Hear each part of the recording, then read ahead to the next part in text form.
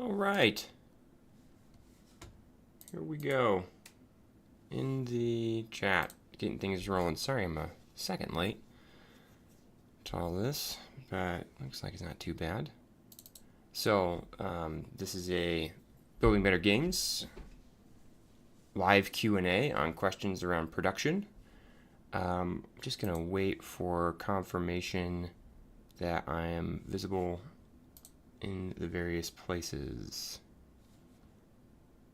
I'm seeing myself in YouTube.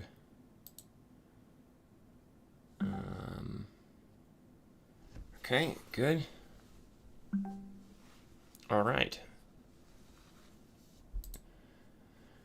So, this is the usual stuff. My name is Benjamin Karsage. I am a game producer. I am a former military officer, and my goal is to improve leadership in game development. These Q&As are largely about game production. We also talk about game development, leadership topics in general, whatever else might be on folks' minds. So it's an open Q&A about whatever it is you'd like to talk about. Just so Jenna's aware, I can't see. LinkedIn did the thing where it just said your broadcast has ended as soon as I hit start broadcast. So I have no idea what's going on YouTube, but otherwise it looks like things are going well.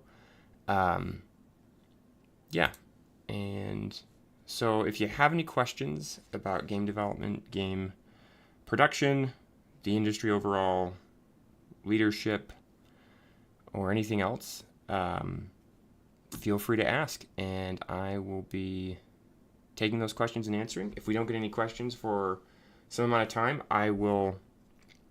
I'll end the stream early, but always want to give people a chance to get in, to ask whatever they'd like to ask, and see if there's anything there. So, yeah, a lot of shifts happening right now for how we're attacking things. I'm trying to do more solo episodes on the podcast. This last one was about how long your iteration should be, and I think it's an interesting topic. There was, if you go back in time to when people first started making software, they tried to treat software as if it was this factory-like process. The humans, the programmers, were treated something like machines combined with their computers or whatever. Yeah, basically combined with a computer, and they were expected to do code, and the code was supposed to be done in a predictable, clean, regular way that allows everybody to understand upfront what's going to happen. And so they would do a lot of planning to try to understand exactly what the feature set was they were going for whatever the software was. And once they'd done all that planning, then they would just execute it. And it didn't work very well. It actually worked really, really terribly. But we kept trying that for a very, very long time as humanity.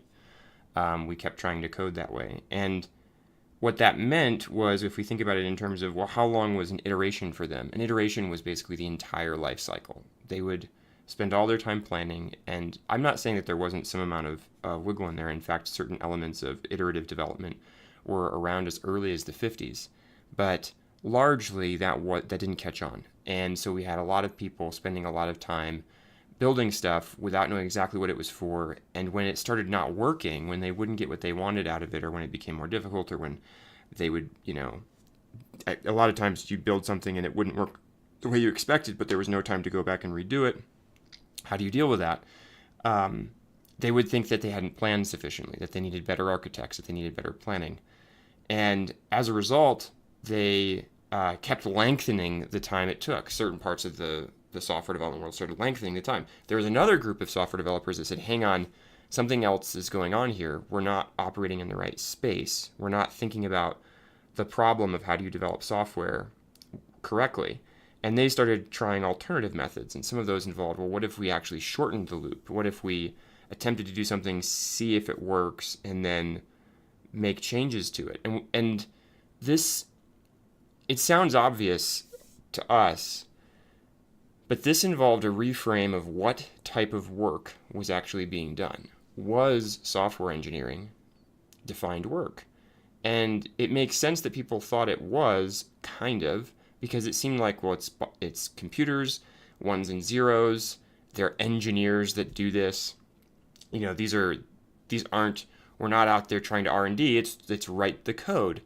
Um, but if you've ever written code, it's quite difficult to understand how long any particular thing might take.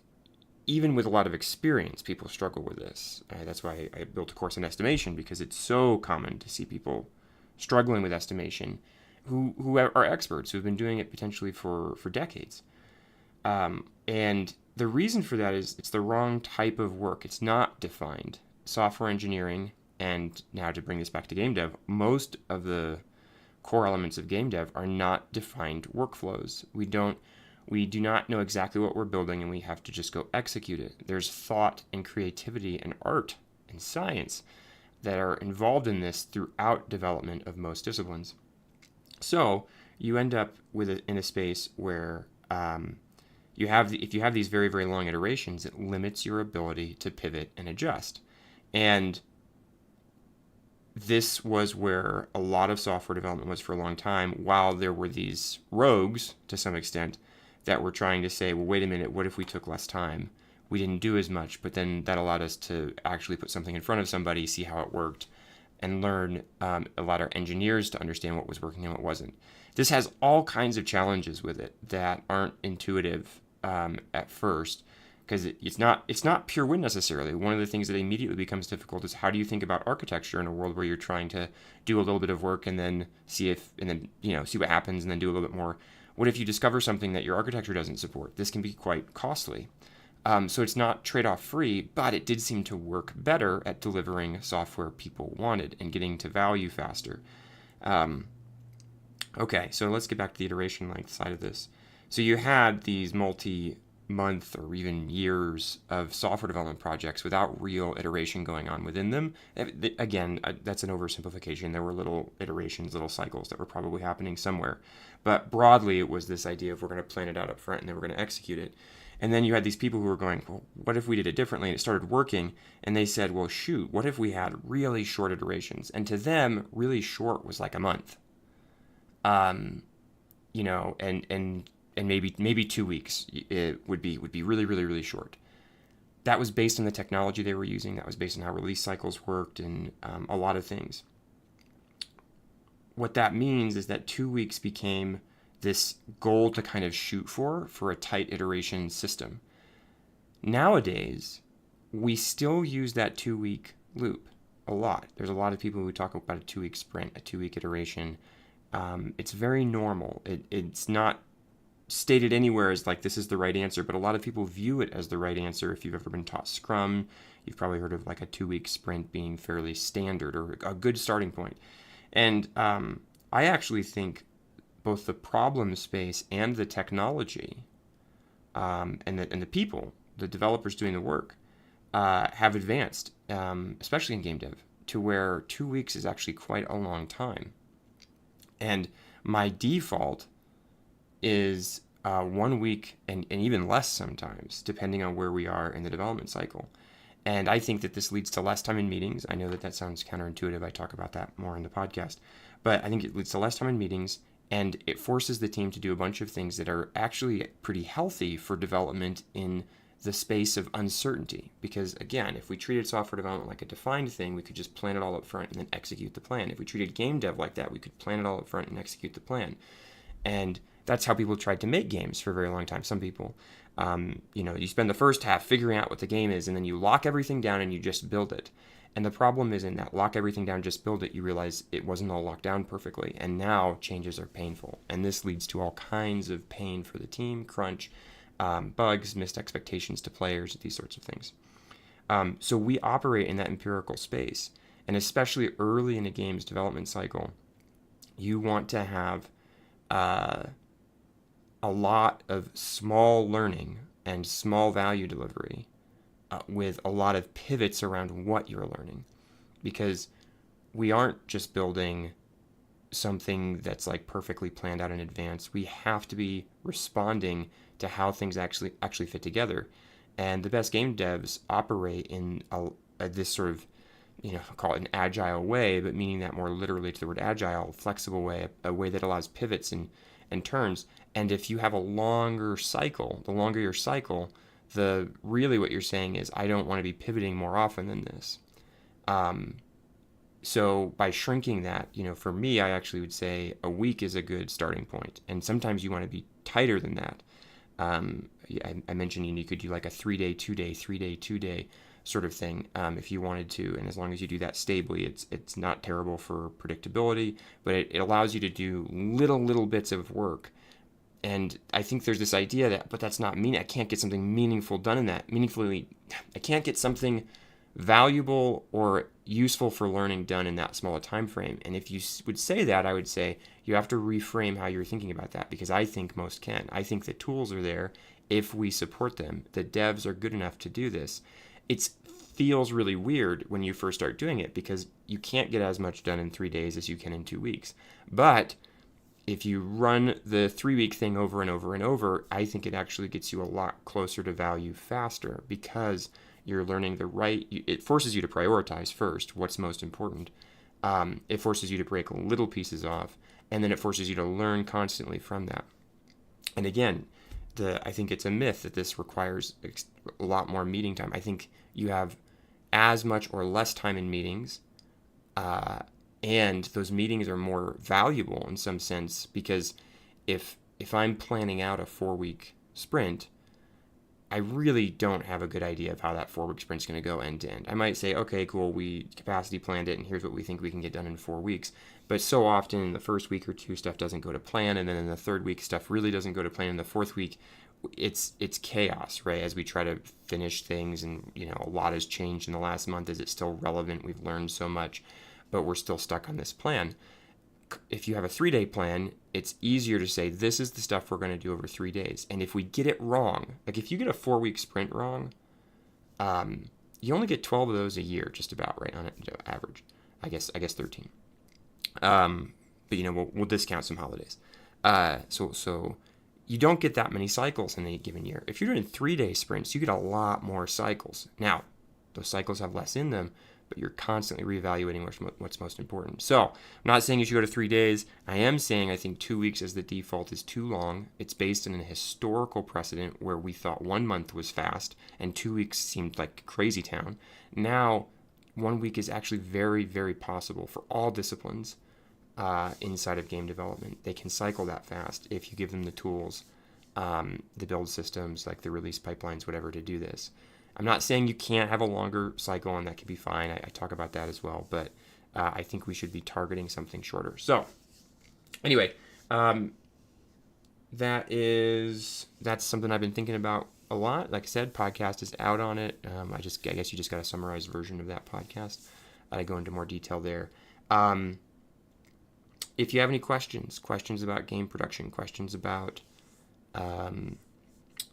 leadership, questions about anything else, just let me know. If we don't get any questions in the next few minutes, we'll call this and shut it down, and maybe we'll be back next week.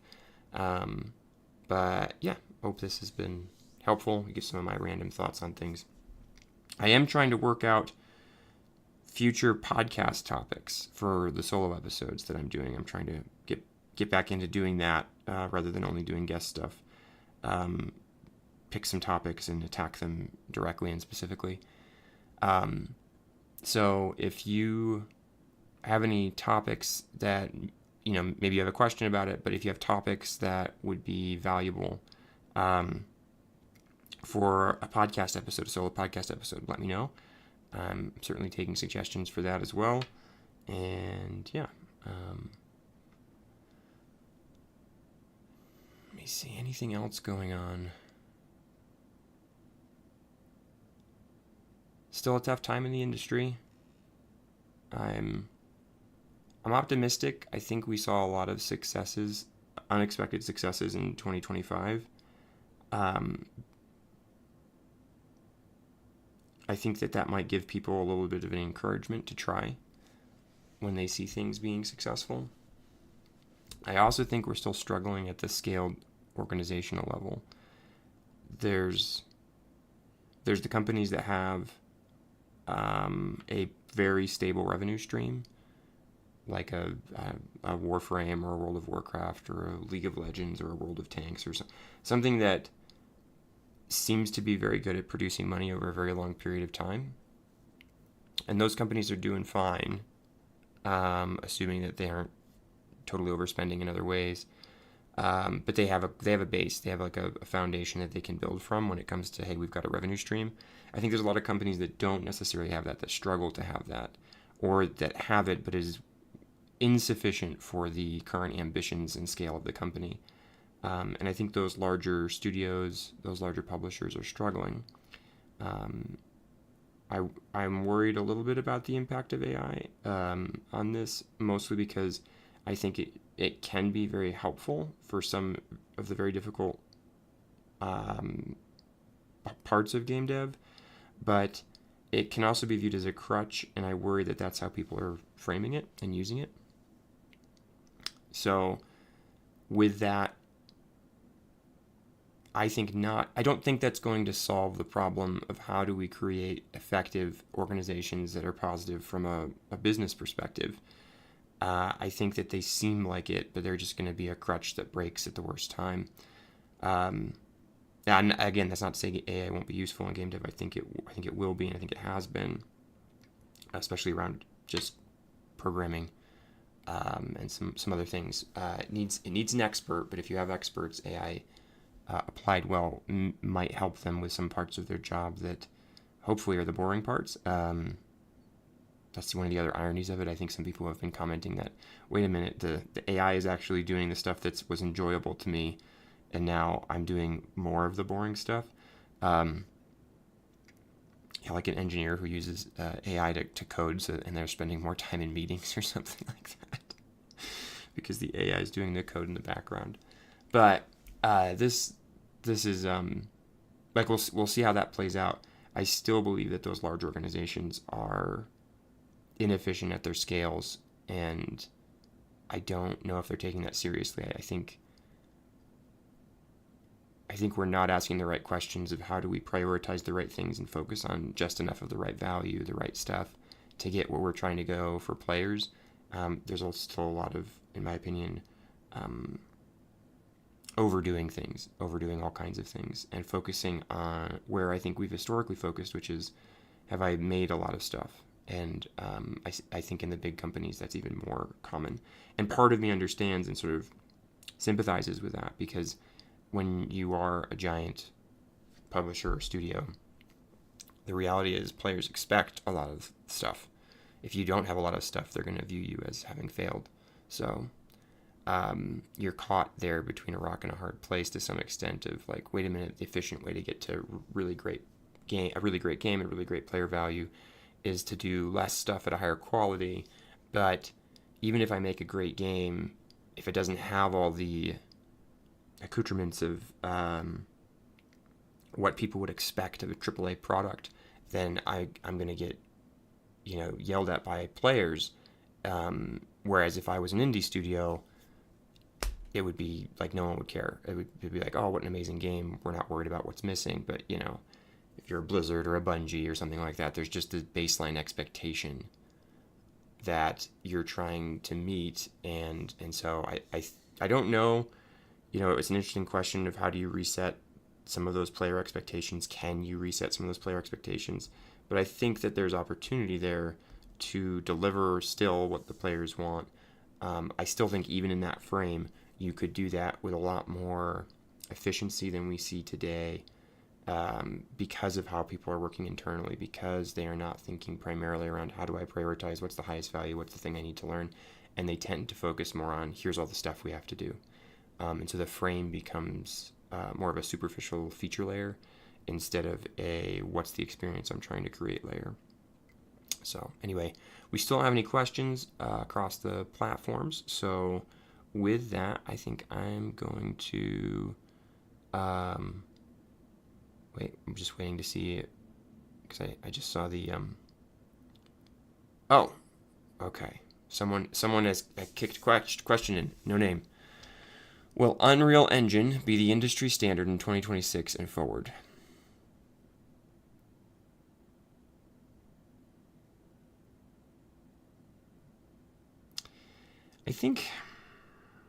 I think it already is the industry standard for a certain type of game. Do I think Unity is just going to decrease into the margins, or Godot or whatever else? I don't think so. I do wonder if internet. Oh, this is a question from Internet 101.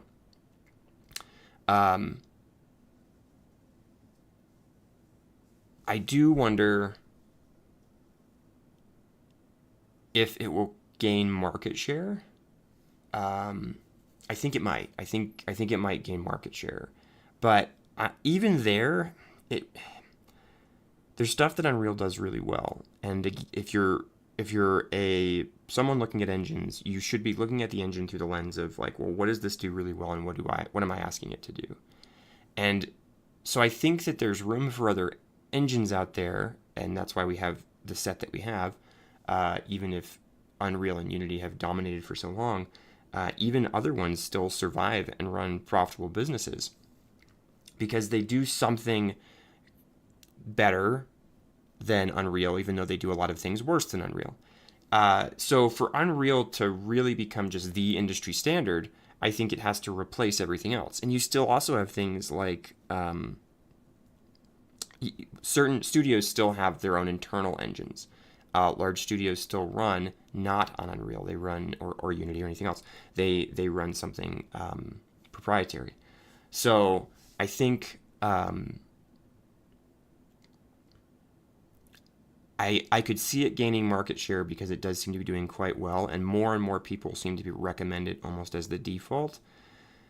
I think it'd be the first one a lot of people would look at, maybe, might be a way to say it, but I think that others won't die. I could be wrong here. I could be wrong. I feel like there are things that other engines do well enough that when somebody's making that particular type of experience, and there's a lot of people who are making those particular type of experiences, they'll move towards other options. So, it's like, when the iPhone dropped, it was the standard. And to some extent, I think the iPhone still defines what people think of when they think of a smartphone. But that doesn't mean Android doesn't exist. And to some people, an Android phone is the default. So I think it could be a situation like that. And I don't remember what the market share actually is between iPhones and Androids to date. For some reason, I think, was it Androids or more now? I actually don't know. I don't remember. I could, I have very low confidence in my data there. But yeah, so will it be the industry standard? I think it'll be seriously considered very frequently. It'll certainly remain one of the big ones. I don't think it will. I don't think everything else will just be a completely marginal, like single-digit percentage point chunk of the market in 2026 and going forward. Maybe at some point much further in the future, if we continue to see the trends we see. So, all right, hang on. So EGS, I'm assuming that means Epic Game Store. Let me just make sure I'm getting this. Yeah, okay. I'm not the acronym man. Okay, and there's always like 17 different acronyms, and I always where I get the wrong one. All right, Internet 101 also said, can you also talk about the Epic Game Store and whether devs are dual launching on EGS and Steam, or whether Steam is the only viable launch option? Oh gosh, that is okay. So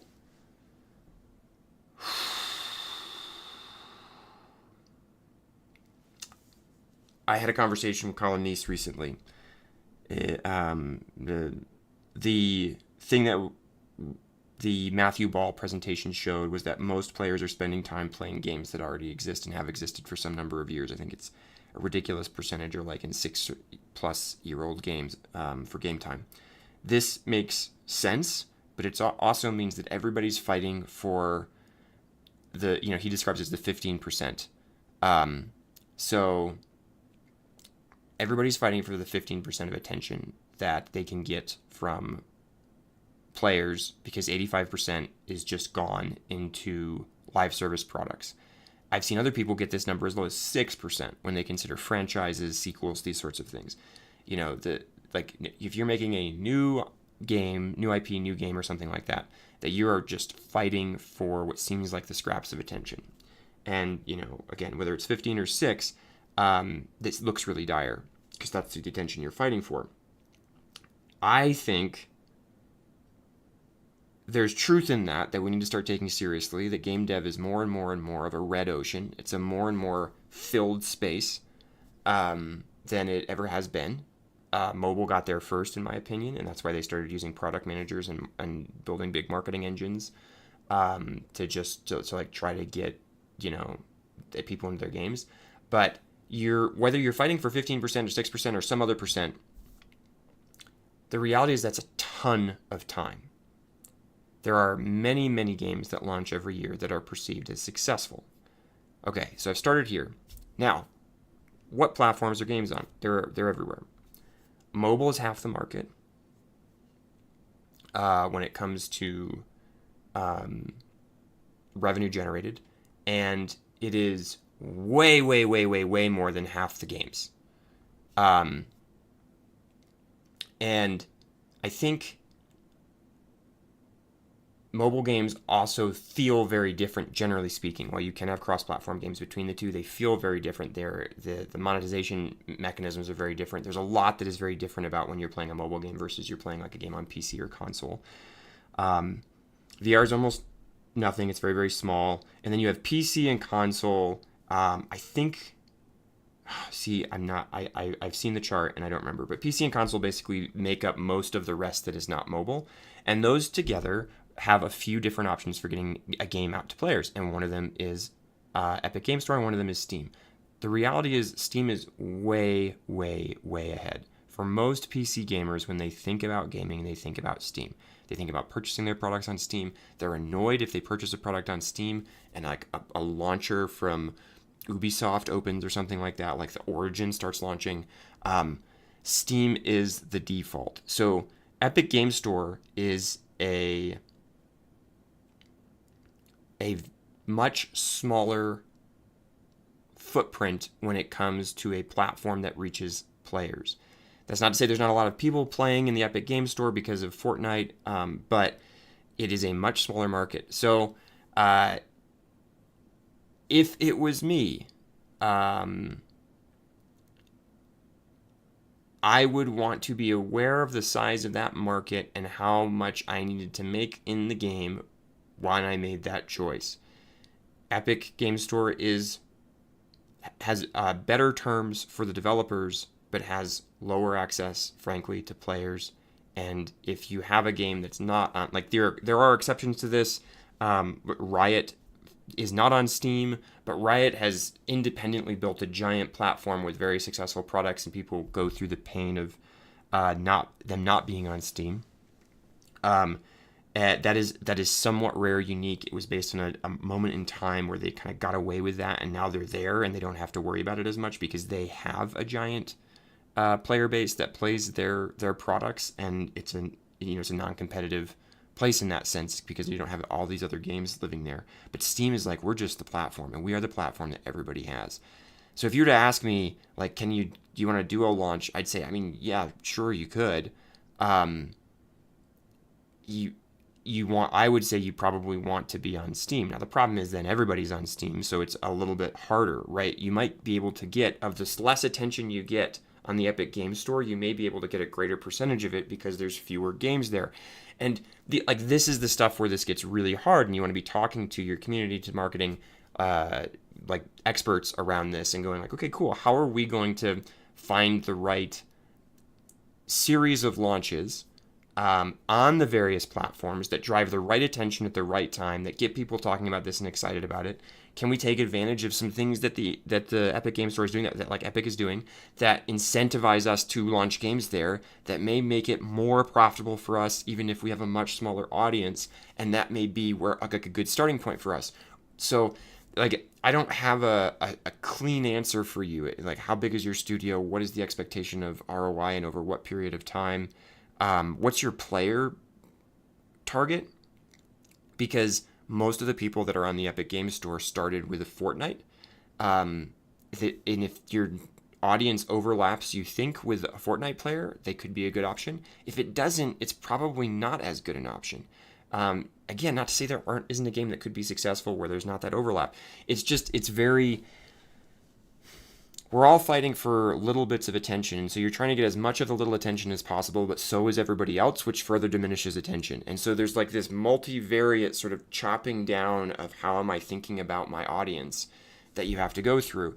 And you could just say, well, let's just launch everywhere on everything, but that has its own drawbacks, that has its own complexity and its own challenges. So I don't have a super clean answer, but you asked me to talk about whether they're dual launching on EGS or Steam, or whether Steam is the only viable option.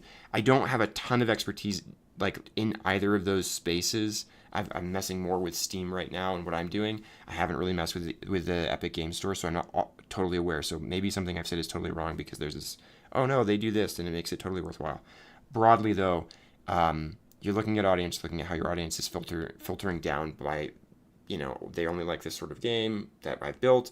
How many of those overlap with whoever's on this? And then the advantage of Steam is that everybody's there, everybody that's on PC. And then console also, you get quite a wide variety, but there's a difference between console gamers and PC players in terms of expectations, monetization models, all these different things. It's a subtler difference, but it's still there. So I hope that answers your question to some extent. Maybe I'm giving you some food for thought. If I were to recommend, I would say start with one thing, whether you pick EGS or whether you pick Steam, and do a launch well before you need to, and to see what's happening, like have it be a beta, a closed beta, whatever it is, and maybe that'll like help you understand, okay, is there actually an audience on this platform for us? Can we find it? So that would be how I would probably recommend people start. And then if you end up on every platform, great. And if you end up just on one, if you end up just on EGS or just on Steam or just on the PlayStation Store or whatever, maybe that's fine. Okay. PS said, hi Ben, I watched the video about GTA 6 as a monoculture moment and was wondering about complementary products, games that could sit naturally with GTA 6 versus competing against them. Thoughts? So I'm going to I really liked how Colin talked about this. He said, he described that like movies might be moving launch dates, TV series might be moving, release dates, these sorts of things, based on the fact that GTA 6 is going to come out. Because the idea that players are locked in to a particular genre, that like, oh, well, the people that are playing GTA 6, well, they don't play RTSs, so if I'm releasing an RTS, then it'll be fine. He's pointing out that I don't think that's right. I think that when GTA 6 drops, people are going to play it. They're going to try it.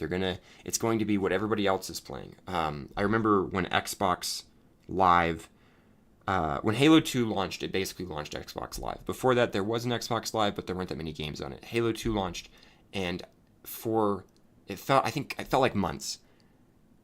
All anybody was playing on Xbox Live was Halo 2. It was like the game you played. And now this is a microcosm. This isn't the whole market. There were a lot of other games being played elsewhere, PC, PlayStation, et cetera, et cetera, et cetera. But you had a moment in time on Xbox where just like, I remember if I ever saw somebody in my friends list playing a game that wasn't Halo 2, it was weird. And it could just be my friend group, but honestly, there were a lot of things that made that a moment where Halo 2 was the dominant thing that was being played. Will other games be played the day GTA 6 launches? Yes. In terms of complementary products, it depends on what you mean. You described it as games that could sit naturally with GTA 6 versus competing against them. So if I had some like idle game that I really liked and that was running, and that GTA 6 launches and I can still play, my idle game is still running, is that a complementary product that could sit naturally? Maybe. Do I have a little thing on my phone that I'm doing? Like TikTok. Is TikTok going to be something that people are scrolling through sometimes when they're playing GTA 6? Maybe.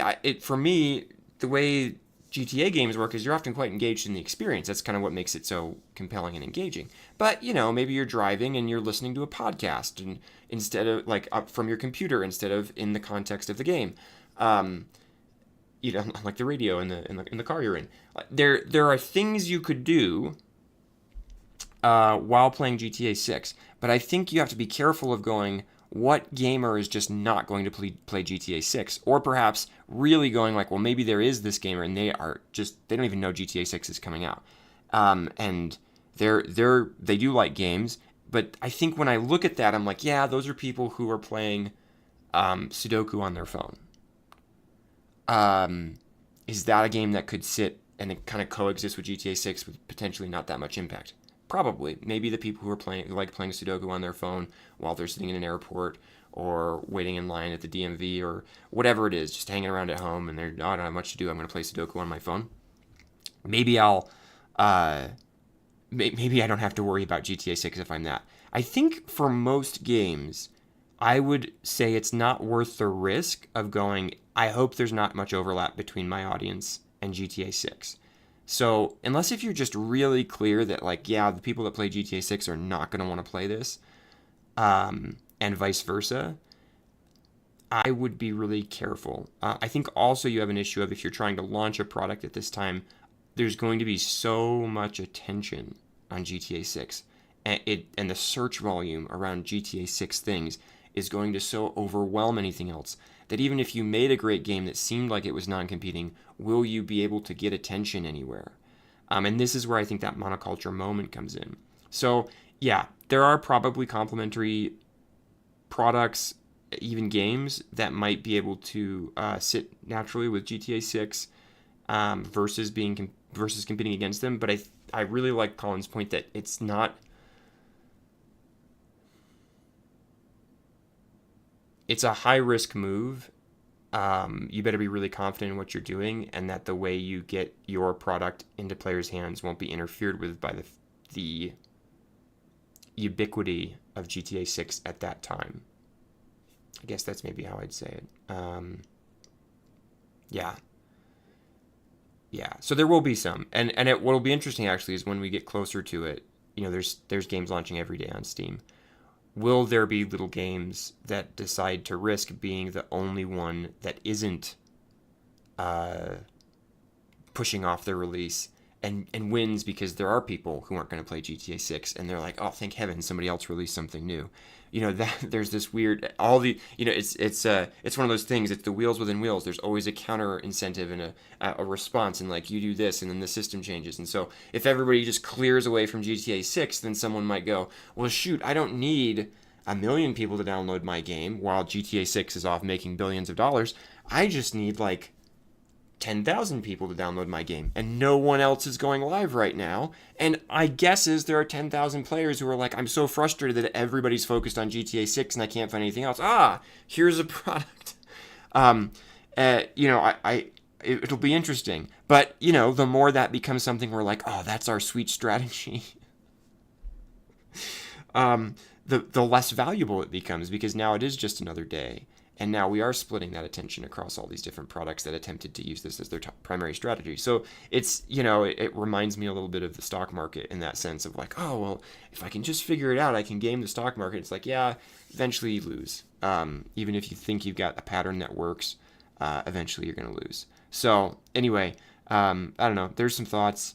Be aware of what you're doing and what you're not. There are games, I think, like I made a comment that Escape from Tarkov is dropping like right on top of a bunch of other shooters that are going live at the same time, and it's 1.0, like Escape from Tarkov's 1.0 release, and I'm a big fan of Escape from Tarkov and I'm excited about that release. But I remember just thinking like, oh wow, that is a very intense play. However, I do think that Escape from Tarkov players are quite loyal to that product. They are very excited by Escape from Tarkov, and they will choose to play it over Call of Duty and Battlefield 6 and all these other, like at least some of them will. And also, Escape from Tarkov is also a validated long-term live service product. So they're going live, they'll be okay, I think, in the long term. Because they've been hyped enough. They've won on Twitch before. They've won up, like, people know Escape from Tarkov exists. So much so that so many other studios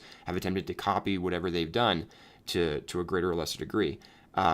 So, you know, you might see games that could pull that off with GTA 6. It's just, as high risk play. All right, Internet 101. What are your thoughts on UEFN, and do you believe it to become similarly big as Roblox?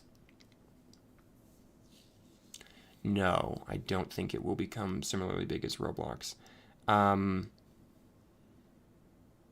At least I don't see that in the next few years. It's really hard to predict like long term because stuff could change in Roblox, stuff could change in UEFN.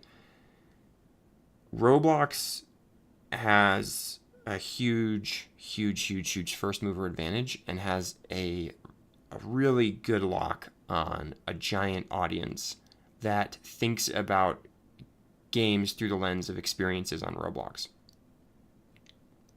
UEFN provides a tool set for that same sort of, in some ways, the Epic platform's audience to build and try new things. I think UEFN is a very wise thing. It's a smart thing to do. It was actually something way back in the day when I was first at Riot. Like I'd said, like I wouldn't make a game. I would try to make a platform for people to make games because so many good games came out of mods and so many compelling experiences came out of the BattleNet, the StarCraft editor, the Warcraft 3 editor, these sorts of things.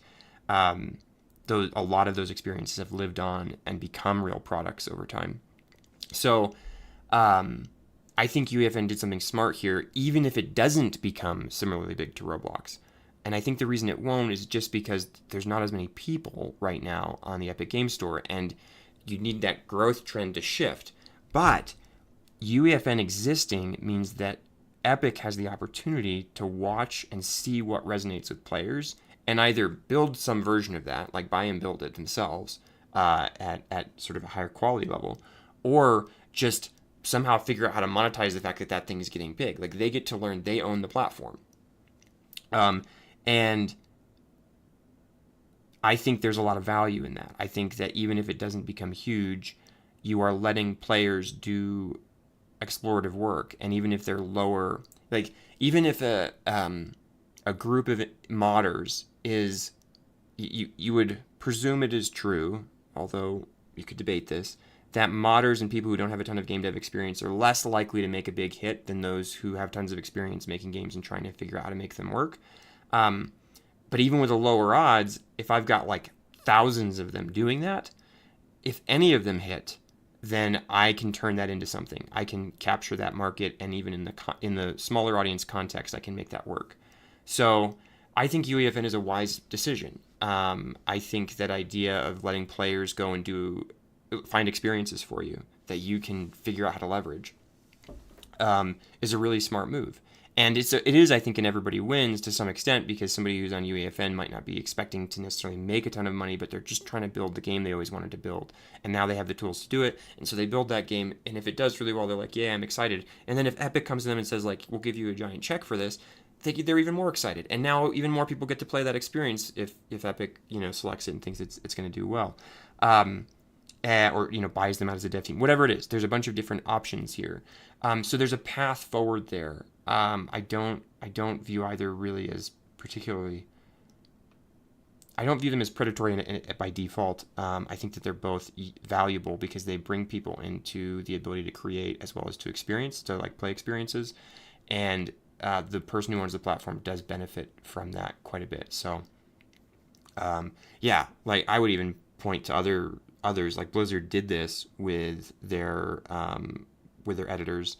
I think League of Legends or Riot, could do something like this. It would be expensive, but I know that they had a studio that was working on something similar that they'd invested in that didn't end up working out. But the idea of player generated, like user generated content, I think is very, very powerful.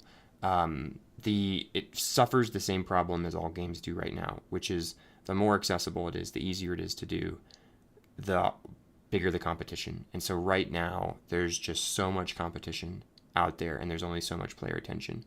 But again, if it's people doing it for fun and there's not really an expectation that this is how I'm going to make a living, but I'm just making the game I always wanted to make, or the mode I always wanted to make, or the experience I wanted to make, whatever it is, I think that's fine. I think it gets messed up if we start making it about like, well, everybody should be making money doing this. I think that's actually like, no, often modders have not made money. They do it out of passion for the product, and that's fine. It's a hobby to them. They love the game. Like I played a mod called the Third Age for Medieval 2 Total War. Super well done. I thought it was amazing. I don't know if or how the team was funded. It may have just all been volunteer labor because they were trying to make a Lord of the Rings Total War game, and they did, and it was awesome. And that's their win, you know. Like I that it doesn't that it didn't. I don't, again, assuming it didn't make them a ton of money. That I don't think they minded. They did it as a passion project, and I think giving people the opportunity to do that is useful. So anyway, yeah, learn a bunch of skills. If you want to go in towards game development through it, you can. If you want to try to make money on it, you can. But yeah, so those are some thoughts on UEFN, UGC platforms overall. Do you believe it to become similarly big as Roblox? Not for a very long time. Like a lot would have to change for that to be true. Just the scale of the platform, of the audience of the two platforms is too different. So, all right, we are wrapping up Internet 101 and PS. Thanks for the questions. I hope you got something out of them, and I think we're done on questions. So I'll give it another minute, and then I am going to wrap it up for today. Thanks for joining and asking, and hope this was valuable.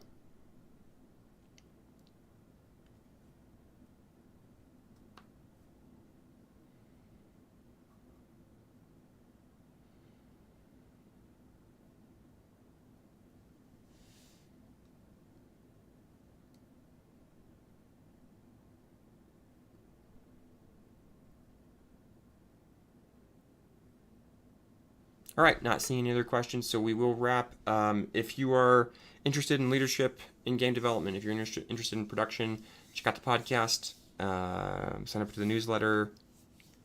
I've got some courses out as well if you're interested in it professionally, or just as an educational thing. But yeah, would love to see you in one of the courses, or just check out the podcast and let me know what I can do better and differently. Cheers.